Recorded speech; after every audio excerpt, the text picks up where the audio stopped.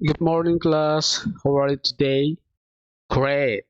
All right. Welcome back with me, Mr. Simon, and welcome to English class, grade 8. Okay. Before that, we have already learned about studying capabilities, and today we are going to learn about studying wellness and chapter 2. Ya, before that we have already learned about studying capabilities, ya.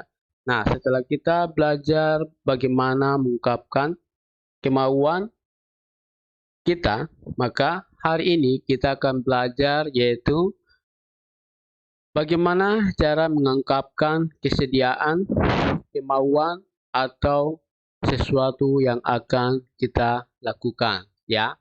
Dalam poin 2 studying wellness.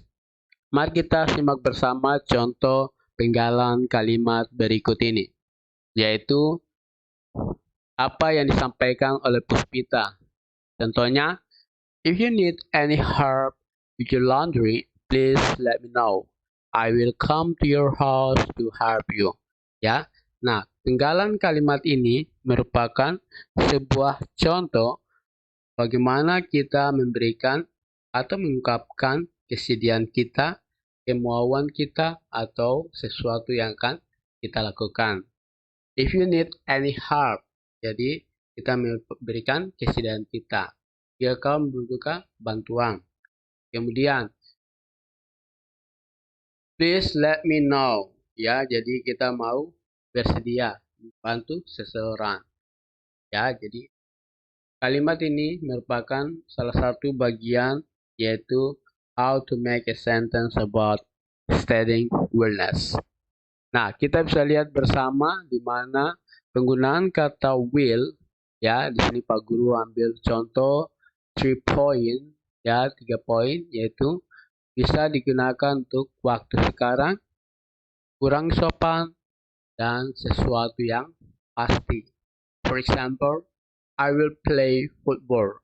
And kalau kalimat tidak sopannya, will you work for me? Ya. And then kalau kalimat sesuatu yang pasti yaitu I will come to your home tomorrow. Ya, ini merupakan contoh penggunaan kata will. Oke, next.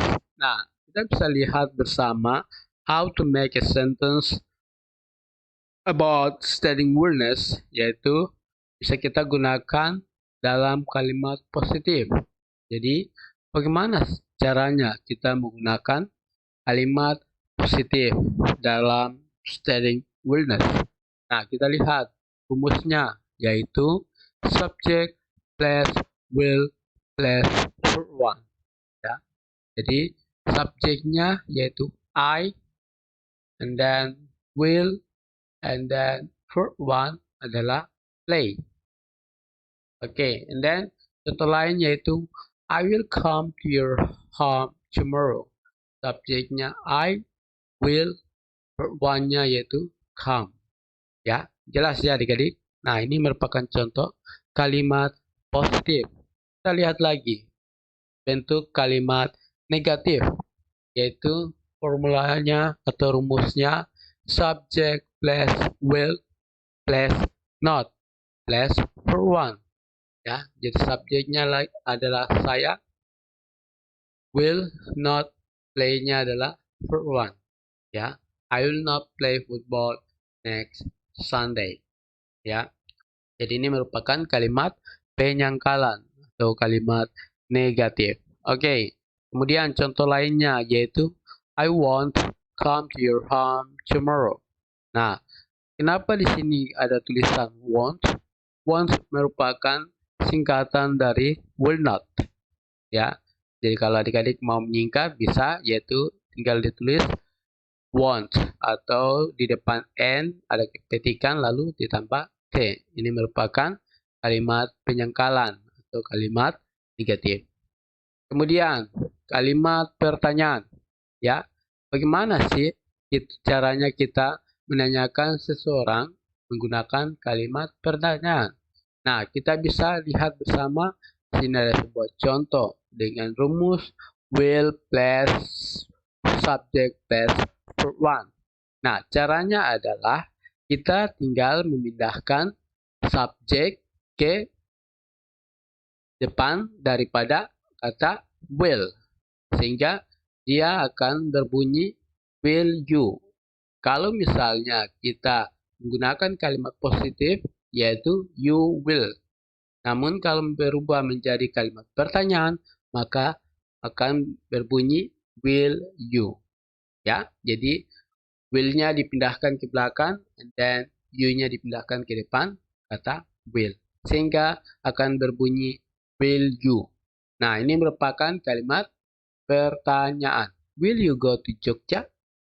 Kalau misalnya kita tidak setuju atau menyangkal, berarti no, I won't, atau no, I will not. Ya, jadi won't merupakan singkatan dari will not. Oke, nah contoh lainnya lagi yaitu will you play football next Sunday? Nah, kalau kita setuju, berarti kita bisa mengungkapkan kalimat atau menjawab yes, I will. Berarti kita setuju. Oke? Nah, itu merupakan sebuah contoh how to make a sentence about interrogative sentence atau kalimat pertanyaan. Ya, jadi penggunaan kalimat will dalam setting willness yaitu bagaimana kita mengungkapkan kesedihan kita, kemauan kita, atau sesuatu yang akan kita lakukan di hari esok. Ya, nah, Pak Guru punya contoh lain lagi, yaitu membuat kalimat positif, negatif, dan interrogative sentence. Yaitu contoh lainnya kita bisa lihat bersama.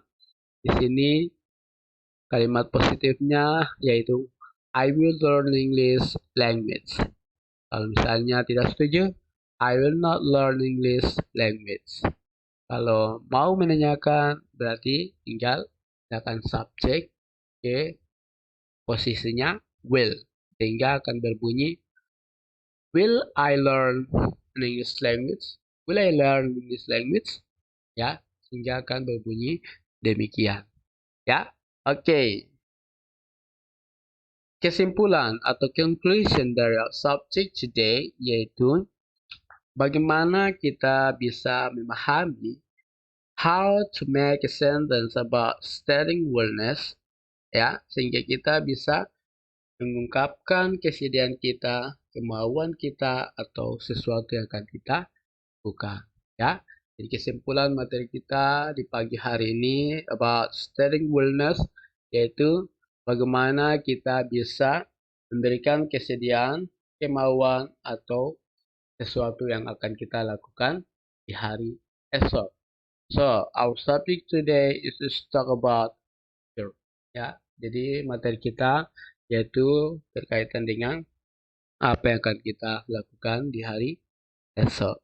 Okay, thank you so much for attention today, and that's all my explanation about our material today about studying wellness, chapter 2 and math 2.